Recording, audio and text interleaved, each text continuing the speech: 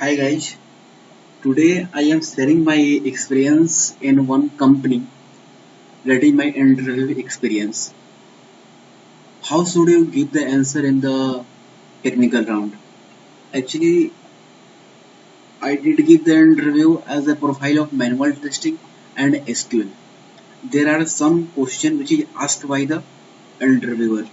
I am giving the answer of each and every question one by one. Just listen, guys, and at the time of interview, you can brush up by the listening, and we can give the answer like that. Okay, right now, don't waste our precious time. We'll start the first question. Our first question was, what is HTLC? Okay, so simply we can say like that. HTLC is nothing but it is the software development life cycle. It is the process या procedure to make a software in linear and sequential way. Okay, and there are different stages are in the HDLC. First stage is the requirement collection. After that, feasibility study. After that, design. After that, coding, testing, installation, and maintenance part will come into the picture. This is the SDLC. Okay, and after the giving all the stages, you can ask from an interviewer, can I explain all the stages, sir? But my time is said to me, no, only you can say stages. So I am not explaining all those things. So this is the main definition and all the stages. I have given the basic idea. Right now I am coming to the another question, that is the what is the difference between the DDL and DML. Actually this question was from the SQL. Already I have uploaded my video on my channel. We can see by the go into the channel and we can see what is the main difference. But I am saying that the what is the main difference between the DDL and DML. DDL is nothing but it is the data definition language, and DML is nothing but it is the data manipulation language. By the help of data definition language, we can create the table, we can alter the table, we can truncate the table, we can drop the table, we can rename the table by the help of DDL command. And by the help of DML command, we can insert the table, we can insert some value inside the table, we can delete the table, and we can update the table. It will come into the DML command. Okay, right now I am coming to the third question. That question was asked by an interviewer, write a query all employee whose salary from 200 to 500. Okay, already I have uploaded this video, this type of question. Already I have uploaded one video. But how can you give the answer in the interview? Simply you can say we will use sir between operator, because here given the range of value 200 to 500. So how to write the query? Simply select a star from EMP where salary between 200 to 500. That's it. And right now I am coming to the fourth question. What is the test plan? Test plan is nothing but it is a document. It is a one type of document, and in this document we will write all future activity, like what is the objective, what is the duration, what is the which test case is required, what is the test, which type of testing is required, how much time it will take. Everything will inside mentioned inside the test plan. Okay, and also we can say it is a part of and it is the stage of the software test life cycle. And right now I am coming to the test case. What is test case? Test case is nothing but inside the test case we can execute our application. It is the low level documentation. If you want to test something, by the help of test case we can do things. We can easily we can execute the application. This will come into the test case. There are different things will come into the test case, like serial number, action distribution. We can write the actual result, expected result, bug ID, everything we can mention inside the test case. Okay, right now I am coming to the another question, that is what is manual testing, why testing is needed in company. Okay, first, what is manual testing? Manual testing is nothing but it is a testing in which we will test the application manually. Okay, we'll test the application manually. And why testing need in company? Because without testing we cannot give the quality product to the customer. Okay, I am giving the one example. Like if there is one company, that is a FedEx company, and he is giving the software. Okay, and development team made the software, he built the software. After that, testing team did not test the software. Without testing the software, we are giving to the customer. But the customer at the time of using, he is facing some problem, then he will blame to the company. So testing is compulsory each and every company, because without testing we cannot give the quality product to the customer.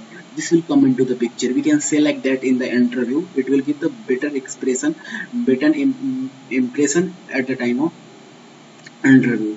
Okay, and another question was the interviewer, he asked to me, what is the, which is better, development and testing? I simply said, sir, both are better, because um, without development testing is without development we can do testing, but if you want to give the quality product to the customer, then testing is required. So we can say both are better. Okay, what is performance testing? Performance testing is nothing but testing the stability and response time of application by applying load. Okay, this will come into the performance testing. Okay, I am repeating once again, guys, please listen carefully. This is very important question. What is performance testing? Testing the stability and response time of an application by applying load. This will come into the picture of the performance testing. Okay, and also we can, it is a non-functional testing. Okay, now I am coming to the what is stress and load. Stress in first will come into the load. Load is nothing but number of user using the application. Okay, load means number of user using the application, which will come into the load. And the stress means we will give the more number of user, and we can see that this application is able to handle the number of more user or not. Like I am giving the one example right now. I am giving the let's consider I am if you are giving the example of MCAT field form, if you are giving the exam on the MCAT field form. Okay, and there are 1000 employee, and there are 1000 students are eligible at a time, but we are applying more than 1000. We can check that, and this will be handled by the application or not. This will come into the figure of the stress.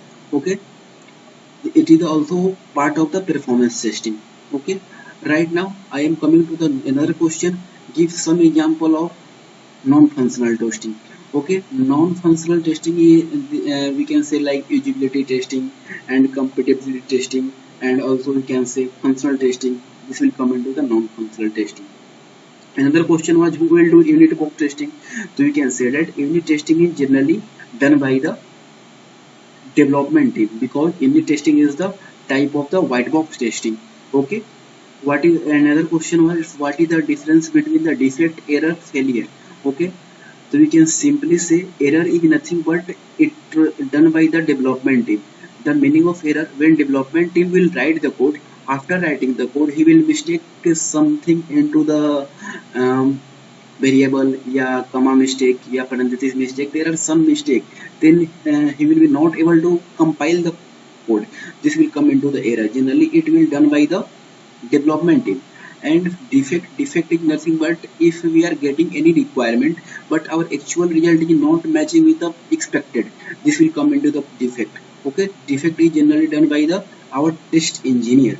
Okay, and failure is nothing but if you are getting any requirement, after getting the requirement, development team has been build the requirement, and testing team has test the requirement, and after that we are giving to the customer.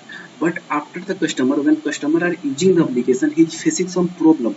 Okay, and they again report to the development lead and to the company. This will come into the failure.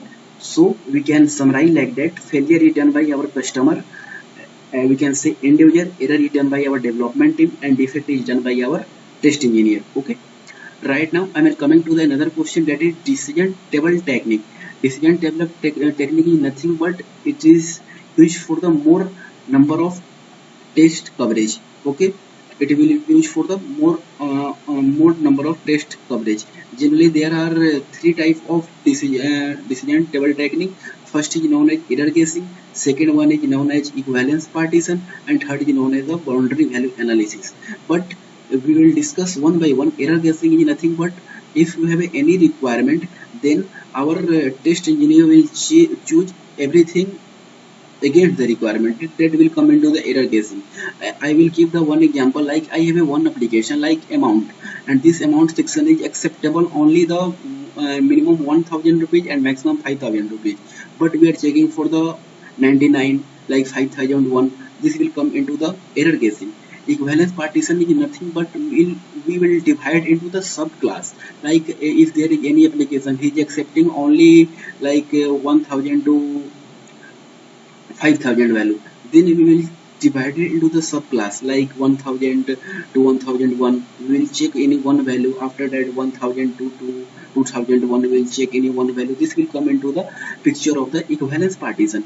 Okay, right. And another last thing is the boundary value analysis. Boundary value analysis means nothing but if any application is accepting the value from A to B, then we will check from a minus 1 and a plus 1, and b minus 1 and a b plus 1.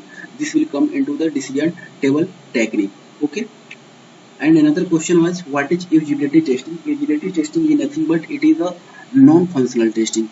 Generally in this testing we will check any application is user friendly or not. How can we check the any application is user friendly?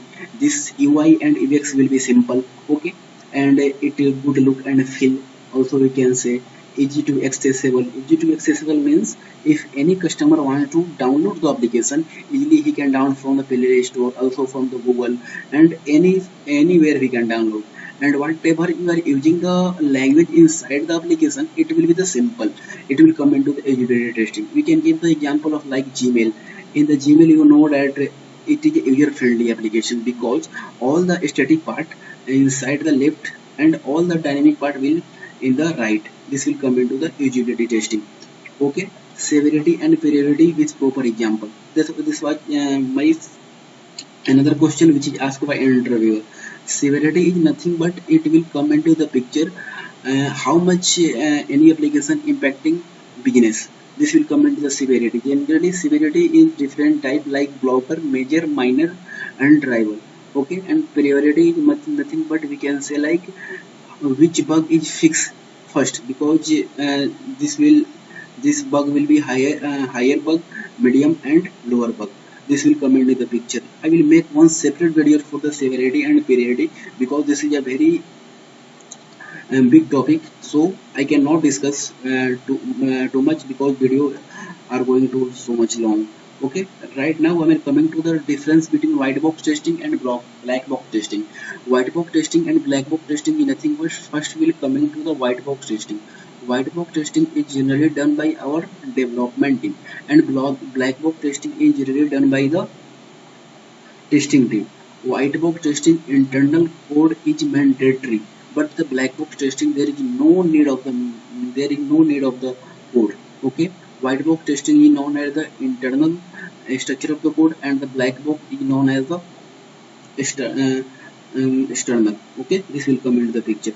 There are different type of white box testing like unit testing, structural testing, glass testing, opaque testing, and in the black box testing we can say like regression testing and regression testing, and different testing in the black box. Okay, right now I am coming to the next question. This was asked by my interviewer. What is the 401? 401 is nothing but it is the unauthorized error. Okay, that means invalid client, no application name. It is one type of error which come into the page. Okay, that means it is an unauthorized error. You can say simply it is a 401 is an unauthorized error. Now we are coming to the 403. 403 is nothing but it is a forbidden error. Okay, and 404 it is a not found error, and 500 is nothing but it is a internal server error, and 503 you can say it is a service unavailable. This time this will give the error. Okay, what will come inside the test case already I have discussed earlier.